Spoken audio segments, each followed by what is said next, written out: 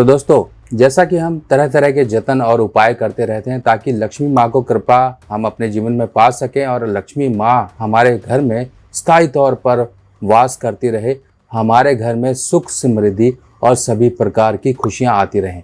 पर कहीं ना कहीं कुछ लक्षण जीवन में ऐसे हमें दिखने शुरू हो जाते हैं जिनके होने के बाद से ही घर में धन का नुकसान होना शुरू हो जाता है। धन का नुकसान किसी भी अकारण अवस्था के कारण हो सकता है, किसी भी दुर्भाग्यपूर्ण घटना के कारण हो सकता है बीमारी के कारण होता हो सकता है कोई एक्सीडेंट होता हो सकता है कहीं किसी ने आपका पैसा ले लिया हो।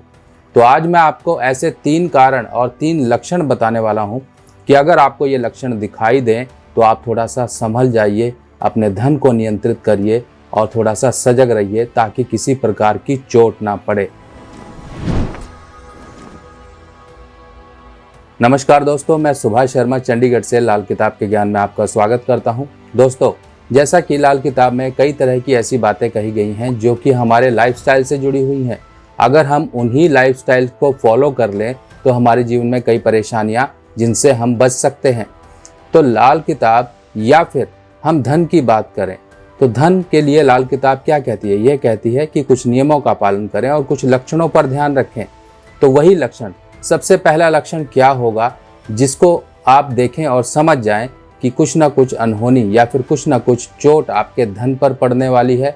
क्योंकि ऐसी घटनाएं जब लगातार होनी शुरू हो जाती हैं तब ये समझ लीजिए कि आपके पैसे पर कहीं ना कहीं इस समय बुरे प्रभाव पड़ रहे हैं। वही लक्ष्मी माता जो आपके सभी जीवन में सुख समृद्धियां लेकर आती थी, वही अब कहीं ना कहीं रुष्ट हो रही हैं, यानी कि नाराज हो रही हैं और उनकी नाराजगी आपके जीवन में परेशानियां लाने वाली है। सबसे पहला लक्षण देखिए, आहार विहार, यानी कि हमारे घर में जो खाना बनता है, अगर वही खाना कहीं ना कहीं व्यक्ति घर के लोग ना खाएं, खाना खाते हुए कहीं ना कहीं आपके झगड़े होते हों, बाल निकलते हों या फिर उसके अंदर कुछ अनचाही चीज़ें निकलती हैं जो कि आप नहीं खा सकते हो, घर का खाना अगर बर्बाद होना शुरू हो रहा हो, खराब होता हो, घर के लोग घर का खाना ना खाकर बाहर के खाने की तरफ ध्यान देते हो और जो घर में पका हुआ है वो खाना आपका खराब होता हो, तो ये सबसे पहली निशानी होती है दुख दरिद्रता आने की।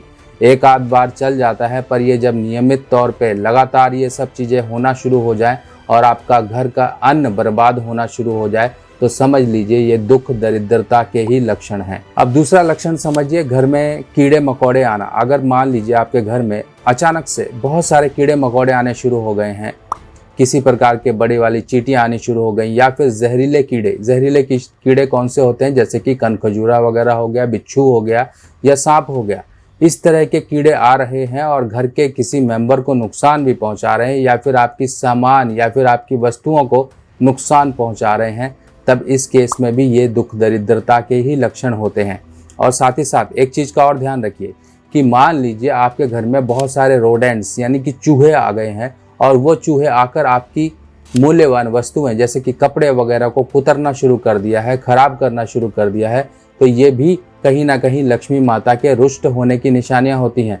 तो इन चीज़ों को आपको मैनेज करना है। मैनेज कैसे करना है? साफ सफाई करिए, घर में कहीं छिद्र हैं तो उनको बंद करिए, पेस्ट कंट्रोल करवाइए, किसी तरीके से इनको मैनेज करिए। आजकल तो स्टिकी पैड आ गए हैं जिन पे चूहे या कीड़े मकोड़े चिपक जाते हैं, वो मरते भी नहीं है और उनको ले जाके आप बाहर भी छोड़ सकते हो। इस तरह से चीज़ें मैनेज करिए। बाकी उपाय क्या होंगे ये भी मैं आपको बताऊंगा। अब हम बात करते हैं तीसरे लक्षण के बारे में जो कि धन के नुकसान की तरफ आकर्षित करता है। लाल किताब की सभी सामग्री अब आप मेरी व्हाट्सएप कैटलॉग पर आसानी से देख सकते हैं और आप अपने एड्रेस पर मंगवा भी सकते हैं। देखिए, हमारी आदतें बहुत ज़रूरी हैं और वो आदतें अगर अच्छी हों तो इंसान अच्छा कुछ ना कुछ जीवन में लेकर आता है। अगर मान लीजिए वही आदतें आपकी खराब हो जाएं और आपको गलत व्यसन की तरफ लेकर जाएं। व्यसन क्या होते हैं? व्यसन यानी कि बैड हैबिट्स, जैसे कि आप अगर नशा करते थे, कोई सिगरेट स्मोकिंग करते थे, वही आपकी लिमिट जो सिगरेट स्मोकिंग की है वो बढ़ना शुरू हो जाए।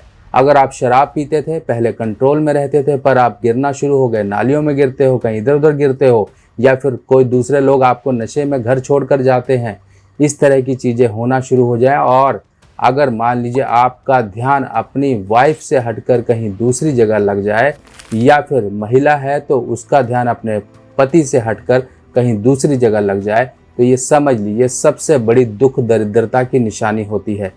इसलिए अपने आप पे नियंत्रण रखिए, अपने जो बिलीफ है, सोशल बाउंड्रीज हैं, उनका ध्यान रखिए। अपनी गंदी हैबिट जो स्टार्ट हो गई है, जो आउट ऑफ द लिमिट जा रही है, उस पर आप नियंत्रित करना शुरू करिए, बहुत ज़रूरी है। ये 3 लक्षण अगर आपको किसी प्रकार से दिख रहे हैं अपने घर में, तो कुछ अपने आप में चेंजेस लाइए। घर में कहीं ना कहीं से आप शुद्धिकरण करिए। अब शुद्धिकरण करने का सबसे बेस्ट तरीका मैं आपको बताता हूँ। अगर मान लीजिए आपको घर में शुद्धिकरण करना है, तो शुद्धिकरण करने के लिए सबसे बेस्ट तरीका ये है कि आप घर में गौमूत्र का छिड़काव करिए। घर में जो पोछा लगाते हैं, पोछे में आप अपना गौमूत्र डाल सकते हैं और घर में धुनी देना शुरू करिए। धुनी कैसे देंगे? आपको लेना है गोबर का उपला, जो कि गाय के गोबर का उपला हो, ऑनलाइन भी मिल जाते हैं। उस पर आप थोड़ी सी गूगल रखिए, कपूर रखिए, जटामासी रखिए, तीनों आइटम्स रख कर आप उसकी धुआं दीजिए और सुबह और शाम धुआं देने के बाद आप घर में गौमूत्र या फिर गंगा जल का छींटा दीजिए। ये करने मात्र से ही और अपने जीवन में कुछ चेंजेस लाने के लिए अपने आप को प्रेरित करिए। कुछ चीज़ें जो व्यसन, गंदी हैबिट्स शुरू हो गई हैं, आउट ऑफ द कंट्रोल जा रही हैं, उनको कंट्रोल करने की आपके अंदर ऑटोमेटिकली इच्छा जागृत होगी और आप इन चीज़ों से निकल भी आओगे। तो इन बातों का ध्यान रखिए। लक्षण जैसे ही आपको दिखाई देना शुरू करें तो काम करना शुरू कर दीजिए। बहुत अच्छे आपको इसके रिजल्ट मिलेंगे। और किसी परेशानी को होने के बाद कोई प्रॉब्लम आ जाए और फिर बाद में आप उपाय करो, तो वो किसी काम के नहीं होते हैं, यानी कि रिवर्ट नहीं हो सकता है। हाँ, अगर आपको बुखार आ गया है तो आप गोली लेके उस बुखार को हटा सकते हो। इसी तरीके से अगर कोई परेशानी का लक्षण, कोई भी परेशानी आती है तो उससे पहले लक्षण आते हैं, और यही लक्षण अगर आपको दिखाई दे रहे हैं तो उन लक्षणों पर काम करना शुरू करिए। देखिए कैसे आपके जीवन में जो खुशहाली है, परिवार में खुशहाली है, धन की जो एक फ्लो है वो बना रहेगा। बाकी मिलते हैं ऐसी ही और बेहतरीन जानकारियों के साथ।